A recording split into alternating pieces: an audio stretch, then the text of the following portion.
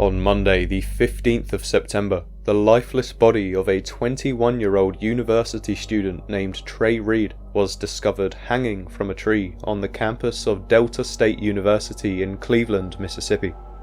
Witnesses who saw the body claimed that it looked beaten and bruised, with some even alleging that he had 2 broken arms and a broken leg. But despite these major concerns, the university campus police would immediately dispel any rumours of foul play.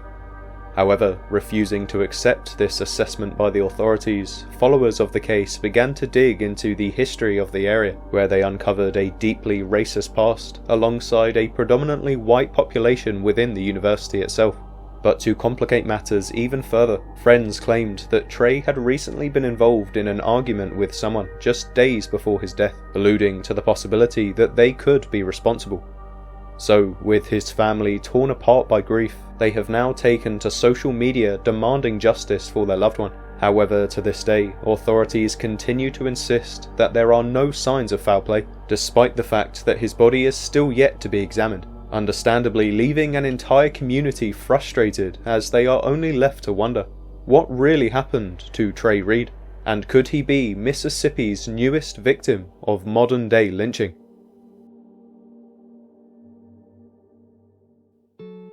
Travian Reed, otherwise known as Trey to his friends and family, was born in 2004 in Grenada, Mississippi, to a close-knit family that loved him deeply and always made sure to nurture his dreams. To those who knew him best, Trey was more than just a son, a brother, or a friend. He was a source of joy, who his family would describe as warm, funny, compassionate, and full of potential. From an early age, Trey had a natural ability to bring people together. Growing up in Grenada, he quickly became known in his community for his bright smile and kind heart, the type of person who made others feel seen and included. Whether it was cracking jokes to lift the mood or offering a helping hand without hesitation, Trey's presence left a mark on everyone around him. During his high school years, Trey carried himself with quiet confidence and humility. He wasn't the kind of person who craved attention, but it often found him anyway. Teachers remembered him as dependable and thoughtful, while friends knew him as someone they could count on during their hardest days. His character shined through both in the classroom and outside of it, where he was always willing to share his time, his laughter, and his support.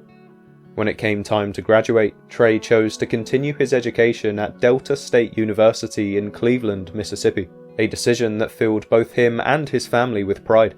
After all, he was carving out his own future, eager to take on new opportunities and experiences.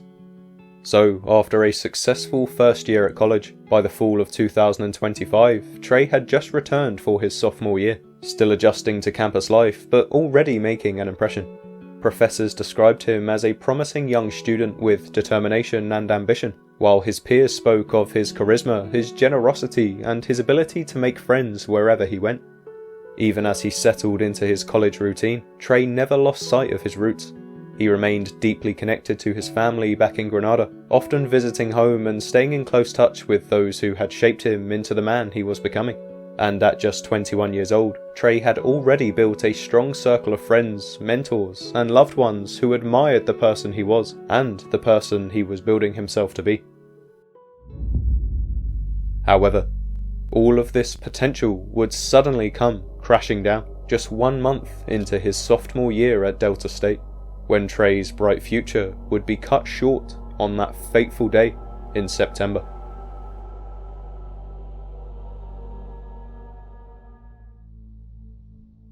On Monday, the 15th of September, the Delta State University Police received a call that would change the campus forever. At around 7:05 a.m, faculty members had made a horrifying discovery: the body of a 21-year-old student hanging from a tree near the pickleball courts at the heart of campus. News of Trey's death spread quickly, and by the time his identity was confirmed, his family in Grenada had already received the devastating call that no parent ever wants to hear. According to initial reports, the scene suggested self-inflicted trauma, and authorities moved quickly to communicate that there were no immediate signs of foul play. But for Trey's loved ones, and for many in the surrounding community, that explanation didn't sit right. The nature of the discovery, paired with Mississippi's painful racial history, sparked immediate fear and suspicion that this could be something far more sinister. Adding to the unease, some of Trey's closest friends mentioned he had recently been involved in an argument just days before his death, and witnesses who saw his body claimed that it looked beaten and bruised, with some even alleging that he had 2 broken arms and a broken leg.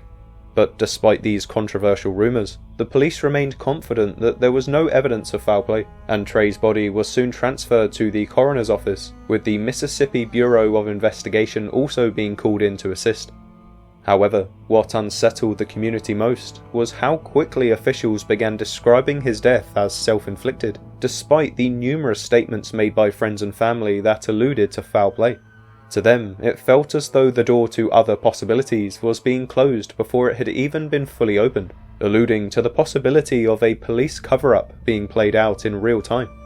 So, in response to these harrowing updates, students and faculty members, as well as the wider Cleveland community, all gathered in shock to mourn the loss of such a young man, but to also stand strong in their protest against the authorities, united in their disbelief that Trey could have taken his own life. But the controversy wouldn't stop there, as the very next day, there would be another update to the case that would cause further widespread criticism across the community.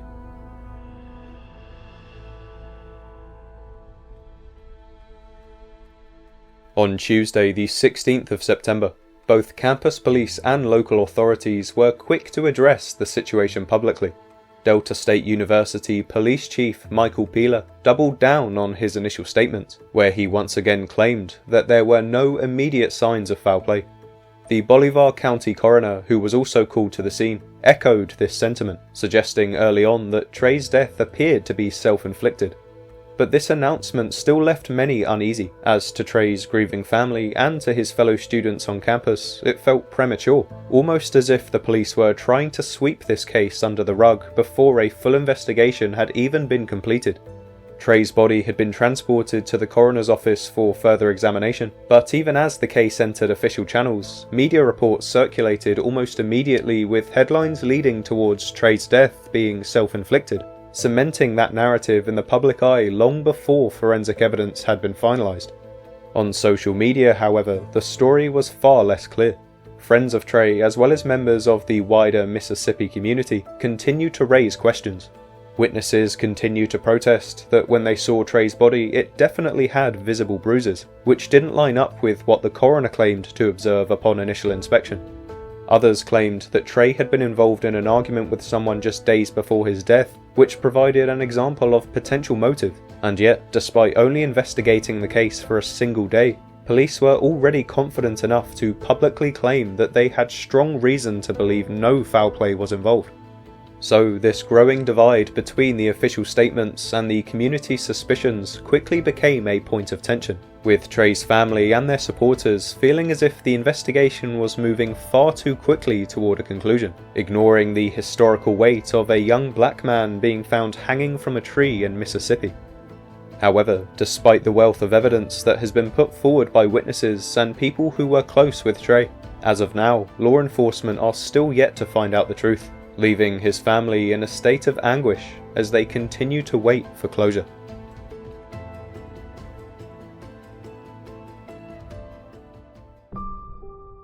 Now, unfortunately, as far as the official investigation goes, this is all we know for now.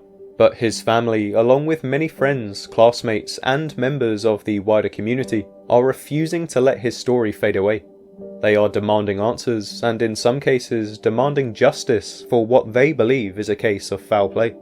At this point, the police seem adamant that the most likely cause of death is self-infliction, but given the circumstances of how he was found, alongside the dark history of racism in Mississippi, many believe it would be irresponsible to rule out other possibilities until we have a clear and definitive explanation. So, until those answers are revealed, it's important that we keep Trey's story alive, to ensure his grieving family and other loved ones can get the closure that they deserve. So with that, let's get into some of the potential theories.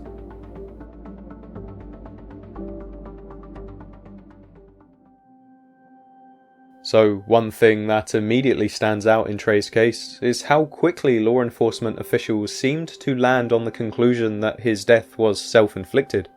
Within hours of Trey's body being discovered, campus police and the coroner were already telling the public there was nothing to worry about.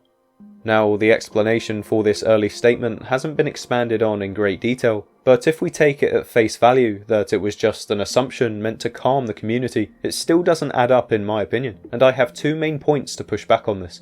Firstly, if officers could not conclusively confirm the circumstances surrounding Trey's death at the time, assuring the public that there was nothing to fear seems irresponsible at best, and potentially dangerous at worst.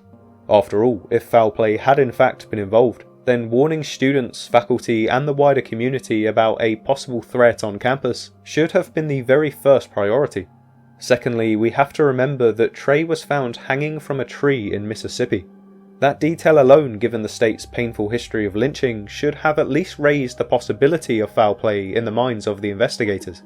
Instead, officials appeared to move in the opposite direction, pushing the narrative of self-infliction long before any autopsy, toxicology reports, or forensic analysis had been made public. And even if we give authorities the benefit of the doubt, and assume their early statement was simply meant to prevent panic, this isn't the only decision that feels questionable. For example, despite friends and students pointing out that Trey may have recently been involved in an argument, and despite rumours of bruising or other suspicious injuries, none of this seems to be seriously acknowledged by the police in their early communications. The result was a picture being painted to the public that felt one-sided, leaning heavily toward the idea of self-infliction while brushing aside any other alternative possibilities. So the question becomes, why? Why would the police be so quick to push this narrative? Could it be that they were trying to protect the university's reputation during its 100th year anniversary celebrations, and in doing so avoiding the fallout of a racially charged incident making national headlines? Or perhaps, as some believe, they were simply unwilling to confront the reality of the situation. But either way, when you look at the timeline and the consistency with which authorities have maintained their position, it certainly raises suspicions. To many, it feels as though there's been a determined effort to guide this case in one direction from the very beginning, and that has left the door wide open for questions about whether there could be a cover-up at play here.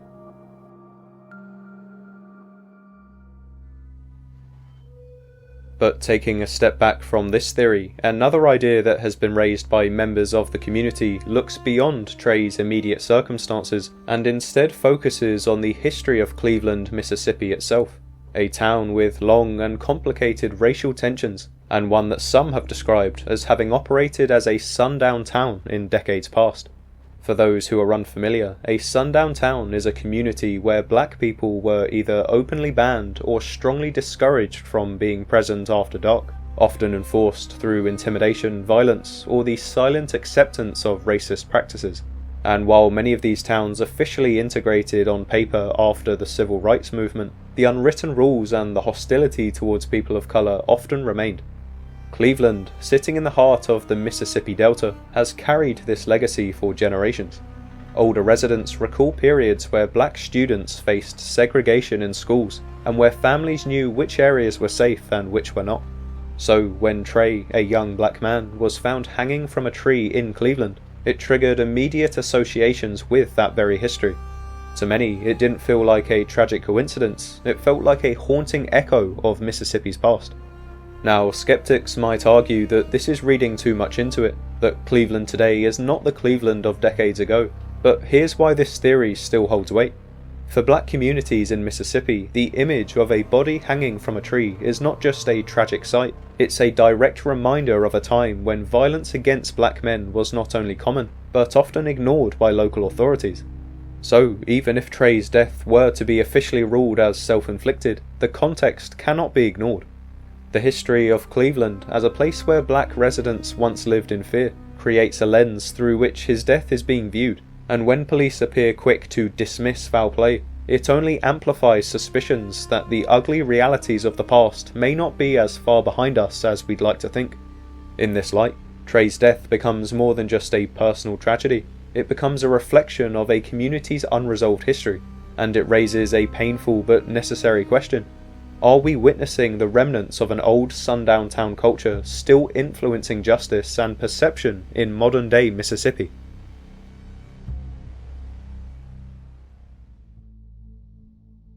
Well, to address this question, there is one final discussion point I feel is important to raise, and that's the striking similarities between Trey Reed's case and another devastating story I covered not too long ago, involving another black young man from Mississippi named Rasheem Carter. Now, for those of you who may not be familiar with his story, let me give you a quick overview for some context. So, on Saturday the 1st of October in 2022, a 25-year-old man from Fayette, Mississippi named Rasheem Carter would call his mother in a panic, claiming that he was being followed by a group of men in trucks who were shouting racial slurs in his direction. So, fearing for her child's life, she immediately advised him to head over to the nearest police station to report the incident and to ask for a lift home. However, in response to his pleas, the Taylorsville Police Department claimed that they were not a taxi service, and that because his home was out of their jurisdiction, there was nothing they could do. So, with no other options, Rasheem then called a family friend to pick him up from a gas station in Taylorsville, to which she agreed. But after arriving on the scene, Rasheem was mysteriously nowhere to be found, eventually leading his mother to file a missing persons report. However, there would be no updates to the case until a month later, when the skeletal remains of Rasheem Carter were found, with his head separated from his body. But despite the incredibly controversial details of how his remains were found, to this day the police strongly believe that nobody else was involved and that his death was nothing more than an accident. So, taking these details into consideration, when we look at Trey's case in 2025, I'm sure you'll agree that the similarities are hard to ignore, including their skin colour, their age, the fact that both men lived in Mississippi, and the suspicious circumstances that their lifeless bodies were found in. But the key detail that stands out to me is that in both cases, the police stated almost immediately that no foul play was involved, long before the investigations had concluded. It's these parallels that have led many to question whether Trey's death could be part of this same tragic pattern, one where black men in Mississippi die under mysterious, violent circumstances, only for the official response to dismiss the possibility of something darker at play. So, while Rasheem's family are still fighting for justice nearly 3 years later, Trey's loved ones are just beginning their painful journey. And if nothing else, comparing these two cases side by side should make one thing very clear. There are far too many unanswered questions, and far too many similarities for us to simply look the other way.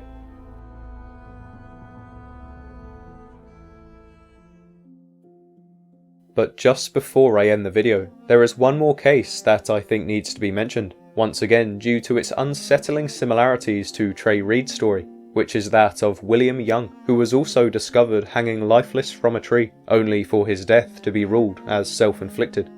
So, on Tuesday the 18th of September in 2018, a 40-year-old man named William Young was discovered hanging lifeless from a tree in LaSalle County, Illinois, with the initial cause of death being ruled as self-inflicted by the police. However, as the weeks went by, details started to emerge surrounding William's death, including the fact that the police would refuse to let his family conduct a private autopsy of the body, threatening to cremate the remains if they didn't organise a swift burial.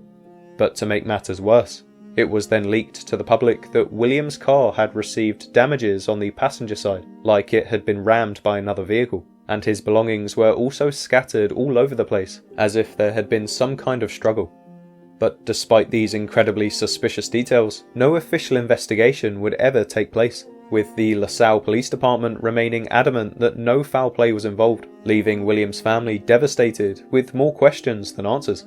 So, once again, when you compare William Young's case with those of Trey Reed and Rasheem Carter, the pattern is even harder to ignore. Black men found deceased, surrounded by suspicious circumstances, with authorities rapidly labelling the deaths as self-inflicted. So, until this pattern is acknowledged and addressed, I feel that more families will be left without answers as they grieve the loss of their loved ones. But in the meantime, while we wait for the police to come out with further updates, that doesn't mean we can't make a difference ourselves. So with this in mind, please make sure to share Trey's story, as given enough pressure from the media, it will surely only be a matter of time before the police solve this case once and for all. Anyway, on that note, I think I'll leave this video here. But as always, if you have any other theories of your own which you think may help explain what really happened to Trey Reed, then please leave your ideas in the comments down below and I'll do my best to get back to you. But until then, thank you so much for watching, and make sure to subscribe to the channel for updates on these stories. Also, if you would like to learn more about these types of cases, please feel free to check out the playlist on screen now, which covers the many other cases of young black men who have had their lives cut short under similar circumstances in recent years.